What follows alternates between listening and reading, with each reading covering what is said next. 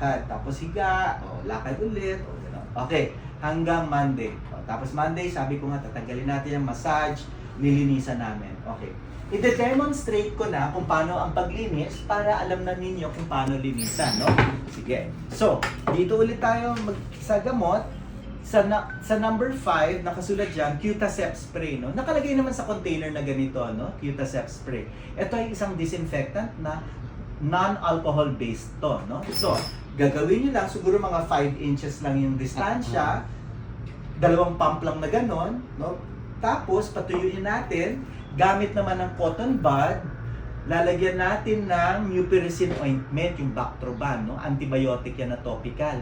Lagyan nyo siguro kasing laki ng butil ng mais, tapos papahiran nyo yung sugat isang direction lamang. Tapos na. Ngayon, para takpan, lalagyan natin ng gauze bandage o gauze pads. 4 inches siya by 4 inches, hatiin natin siya sa dalawa, para yung isa, ifo-fold natin, itatapal dun sa sugat, and then tape. Tapos, repeat the same procedure on the other side. Pero syempre gagamit tayo ng malinis na cotton buds. Hindi yung ginamit na dito, no? Para iwas talaga bacterial or any infection. Okay? And then make sure lang, syempre, alcohol tayo ng kamay natin para safe sila, no? Walang germs, no? Okay. So, ganun lang kasimple ang paglinis, no? Ngayon, pag nalinisan na sila, you take opportunity na napunasan nyo na, no? At least maginhawaan na sila yung likuran nila, mapunasan na ng kahit tuwalyita na may warm water or baby wipes, basta walang alcohol based. Okay? So, ang paglinis naman, 2 beses sa isang araw, no? Umaga, gabi, umaga, gabi. Okay. Now, hanggang sa ika-9 na araw. Kasi sa ika-10 araw, babalik kayo ulit sa clinic, and then tatanggalin na natin yung tahi, no? Are you staying here until matanggal yung tahi o sa Cebu na? Until 8 po kami dito. Until 8? So sa Cebu na kayo magpatanggal. We'll just give you a referral letter para doon natanggalin, and then we'll send you a video kasi meron mga ibang doctors na tatakot, hindi alam kung paano tanggalin. Ngayon gumawa kami ng demo tape ng video para pinapadala namin, makita nila, ganun pala pagtanggal. Sige, just remind us on Monday, para mabigyan kayo ng referral letter. Okay? Ikaw, you're from Manila ba? Bulacan po. Bulacan. Pero saan ka magpapatanggal? Baka doon na lang din. Doon na lang din, no? Sige, no problem. Basta paalala nyo na humingi ng referral letter dito at saka mas-send yung video sa inyo, para at least hindi tayo magkamot. Kasi minsan, nandito na kami sa clinic, Dok. Hindi alam ng doktor o ng nurse paano tanggalin ako. Ang hirap magpapaliwanag, diba? So, nag-video na kami. Okay. So, hanggang 9 days ang paglilinis. Sa 10 days, sa ika-10 araw, nandiyan naman, no? March 11, kung sa Cebu or kung sa Bulacan, doon niya na patatanggal yung ating mga tahi.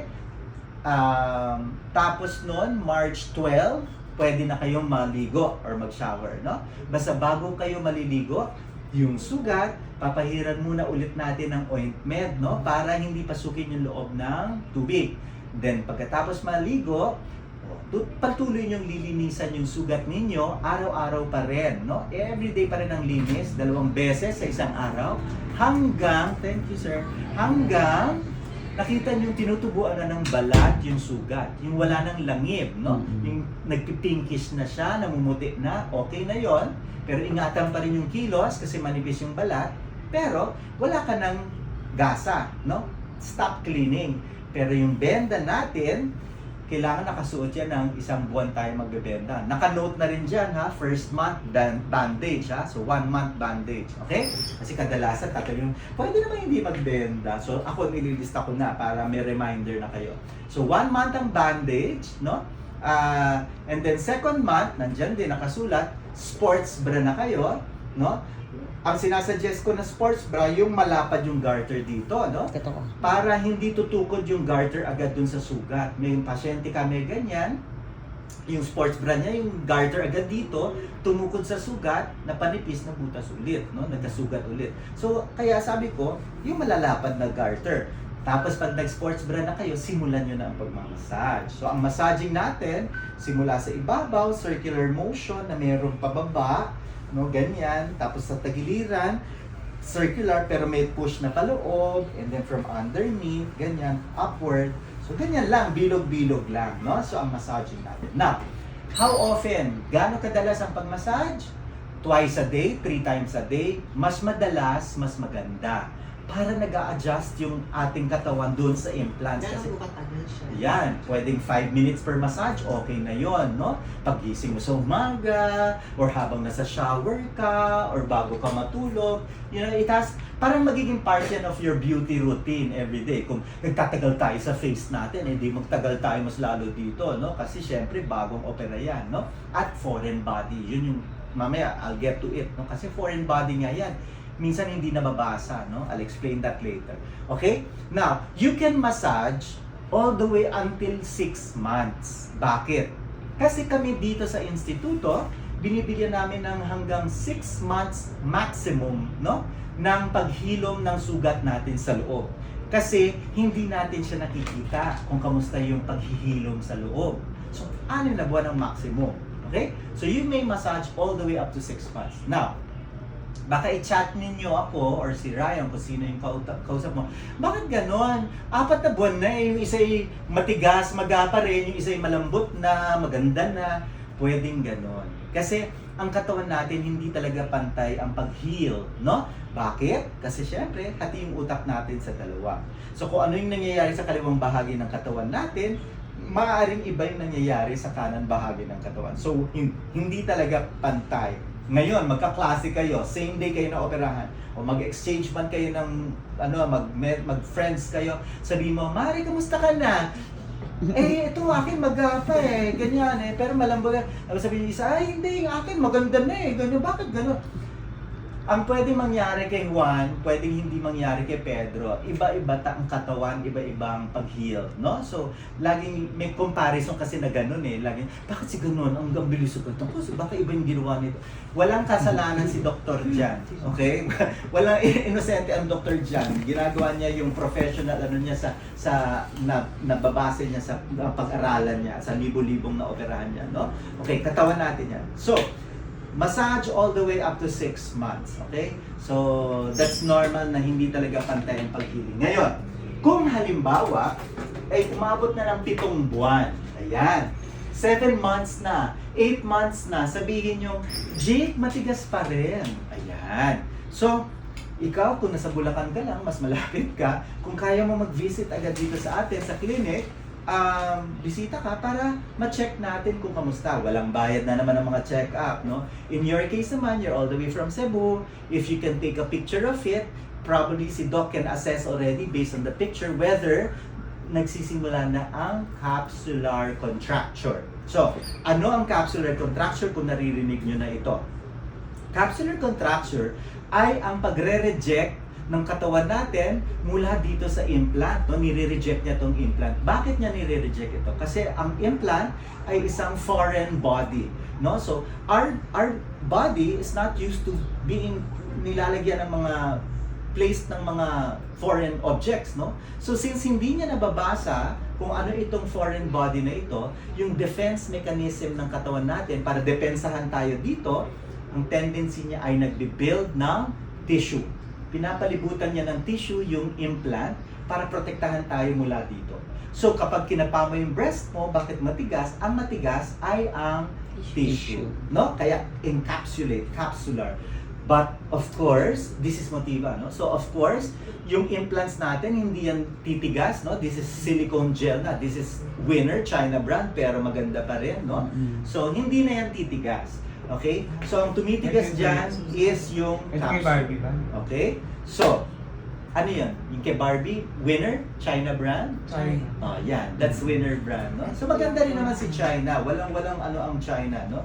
Ayun yung motiva. Yes, that's 400cc, no? Okay, pero this is textured, no?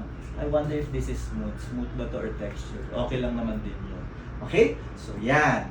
Now, that's capsular contraction. If in case, sabihin ni Doc, nagsisimula na yung tissue build-up, may gamot na papainumin, tapos sasabihin ni Doc, massage pa more. Kung sakali naman, wala tayong makapang tissue, ibig sabihin, baka mas matagal lang maghilom yung katawan mo. So, kailangan massage pa more. Okay? So, that's number 1, capsular contracture. Ang pangalawa, parehas kayong under the skin or may marambang muscle? Or ipapaliwanag ko muna kung ano ang difference ng under the Muscle skin ka. or under the muscle. Mm-mm. O let me explain first under the skin or under the muscle, and then saka kayo mag-decide kung ano yung choice ninyo. Sige. So, under the skin or under the muscle. Ayan. So, simulan natin sa under the skin. Kapag under the skin, yung placement ng implants natin nandito sa area na to. So, maganda, no? Sakto. Now, kung under the skin naman, syempre balat, pero kung may bahay na kayo, syempre mas maganda, no? May fats, tissue, no? So, ang pasok ng implant natin nandun sa ilalim ng tissue or ng fats. So, yung paglaki ng stretch ng balat mo, mas maganda din, hindi masyado mababanat. So, lesser din yung chances of having stretch marks, no, or spider veins. Pero may posibilidad pa rin, no? Ngayon, since mas mababaw yung paglagay ng implant natin, ibig sabihin mas mabilis lumambot at bumagsak ng maganda, yung natural na normal. So that's under the skin, no? Ngayon, kapag muscle, ang muscle natin, ang muscle area natin is from this area. Ito pa ganito, muscle. So ibig sabihin yan, mas mataas yung location ng implant. So ibig sabihin mas mataas ng slide. Pangalawa, since muscle, mas malalim yung sugat na gagawin. Since mas malalim, mas matagal maghilom, mas matagal lumambot at bumagsak ng natural. May iba kasi gusto na mas matagal yung tirik yung breast nila. No? So for whatever reason, personal reason nila yung very subjective yan, no? Kanya-kanyang preference, no? So may iba gusto talagang tirik yung breast nila na matagal. So okay yon. Pero ang hindi I cannot say hindi maganda. Ang disadvantage, I don't know the proper term, hindi naman disadvantage. Ang naobserbahan na lang namin sa mga pasyente nagpapamuscle is kapag flinex mo tong kamay mong ganito, gumagalaw din yung implant, sumasabay, no? So yun yung muscle. So may pasyente kaming ganyan na nagpa-change na ng implant, he doesn't mind. Gunaguno yung parang siyang si Dwayne The Rock Johnson na ginaganyan-ganyan. Muscle to ko. Oo, gumagalaw-galaw yung dulo. Carla. Carla. Oh, so, syempre, muscle kasi, mas malalim. So, okay lang sa kanila. Pero syempre, kung tayo, ang labanan natin ay babaihan, pangit naman na magkarga ka ng bag bigla ng pasyente. Ay, shit! Sumabay yung suso ko, di ba? Pangit, no? So, depende sa inyo, ha? So, akin, hindi ko yan para i-convince kayo kung ano yung tama, ano yung mali, ano yung gusto. So, I always leave it objectively na para kayo ang mag-decide sa sarili nyo kung ano yung palagay nyo mas maganda para sa inyo. No? Okay. So, napag-usapan na natin yung capsular contracture, tapos yung stretch marks and spider veins, at saka yung under the skin, at saka under the muscle. Next is nipple sensation or sensitivity. Baka sabihin mo naman, bakit gano'n manhid yung utong ko? Walang pakiramdam or nabawasan. Normal yon kasi syempre may nagupit tayong mga nerves. So hanggang hindi naghihilom yung mga nerves natin, syempre manhid, no? So pwedeng yung kaliwa may pakiramdam, yung kanan wala or nabawasan lang. Pero again, I will cite it again for an example. Based again on our experience from a patient, meron kaming pasyente, 10 araw lang, tanggal ng tahi, bumalik sa amin, sabi niya, Jake, may pakiramdam yung nipples ko. Wow, ang swerte mo, no? So 10 days, tinanggal pala yung tahi, pero talagang may pakiramdam. So gaya ng sabi ko kanina, kung anong pwede kasi mangyari kay Juan, pwedeng ibang mangyari kay Pedro. Swerte niya, no? So that's lucky. That's luck, okay? So that's number 4, no? Yung sensitivity. At yung huli ay yung asymmetry, no? Or symmetrical. Alam natin na wala talagang pantay na walang pantay sa katawan natin, no? Ang butas ng ilong natin, maaring isa nakahiga, yung isa nakatayo, maaring yung mata natin, mas malaki yung isa sa tenga, walang pantay, etc. Mas lalo na dito sa dibdib natin, no? Yung utong natin, maaring magkalayo, maaring yung isa mas mataas yung utong kesa sa isa, yung breast mo, maaring mas malaki yung kaliwang or right breast kesa sa kaliwa, no? Marami kaming ganyan, no? Sinasabi, nag-hormones ako. O bakit nga nag-hormones ka? Bakit? Yung hormones ba mas malaki, mas marami yung nilalagay mo sa kaliwa kaysa sa kanan? Nag-hormones sila, pero mas malaki talaga yung left breast nila kaysa sa right, kahit nag-hormones. So talagang, di ba, hindi natin kontrolado yan. Okay? Kasi, si Doc, may binabasihan yan, no? Ng paglagay ng implants. Ang base ni Doc ng paglagay ng implants, implants, kailangan nakasentro yung nipple mo sa implants para mas maganda, di ba? Diyan, nakasentro ang nipple. Okay. Hahalimbawa ko sa katawan ko, no? If that dot, yung tuldok na yon sa gitna, assuming yun yung center ng implant natin, dyan yung nipple, no? Ipapatong ko yung tuldok na yan dito sa utong ko. Dito yung first placement ng isang implant, no? And kung kukunin ko, titignan nyo yung isang nipple ko, ipapatong ko yung dot na yun dito sa kabila. Dito naman yung placement ng isang implant, no? So as you can see, magkalayo talaga siya, no? Bakit? Tatlong dahilan, ha? Dahil sa katawan ko yan, hindi kasalanan ni Doc. Unang dahilan, dahil sa katawan ko, una, as you can see, tignan mo yung utong ko. Paganon. Magkaaway, Oo. no? Pangalawa, tignan mo yun yung dibdib ko, ang lapad, no? Pangatlo, yung aking ribs, o yung mid area ko, chicken, manok, pag ganyan. So normally, pag pigeon or chicken breasted ka, talagang bubuka yung dibdib ko. So, best candidate ba ako for breast augmentation? Oo, kung gusto ko. Wala akong pakialam kung malayo. Pero, meron pa rin posibilidad na mag-adjust yan pag minamassage natin nga yan. Kaya, 6 na buwan yan. Kaya, tsatsagain nyo talaga, no? May chances na mag-adjust and masanay nga yung katawan natin doon sa implant. Maaring mag-move together. Okay? Move closer together. Now, sasabihin, kadalasan question kasi yan bakit hindi ba pwedeng idikit ni Doc yan, ilapit? Sure, pwede natin ilapit yan, off-skewed, no, ganyan, o sige, ganyan, mas maganda. But look at my nipple, it's here, no? So hindi pwede, no? May binabatayan si Doc na standard measurement. So, Doc will ask you later, anong size si Pollen? 400cc. Susukat yan si Doc. Mula sa nipple mo, kung saan man yung location ng nipple mo, susukatin niya yan. Ilang centimeters pababa, pagitna, pataas, and sa side, and then mamarkingan ka niya, dodrawingan niya ng pabilog, and then hihiwa siya dyan para pagpasok na implant, kapak, center doon sa nipple mo. No? So wherever the nipple location is, okay? Kung yung isa nga mas mababa sa isa, wala tayong magagawa. Hindi pwedeng iakyat ni Doc yung implant niya, pero yung utong mo nandun naman nasa ilalim kasi mas mababa yun, di ba? So kailangan lagi naka-center yung nipple sa implant. Okay. So, that's the nipple, that is, asymmetry, no? Now, additional, info, para malaman nyo na kung talaga kailangan importanteng suportahan natin to at all times. Itong implant natin, sabihin natin, ito yung katawan natin, no? Si Doc, pag nag-incision dyan, gagawa yan ng pocket, pero yung pocket na yun, hindi sakto dyan sa implant, no? Nagbibigay yan ng allowance, no? Para may movement naman yung implants natin for habang bago. So, ganyan.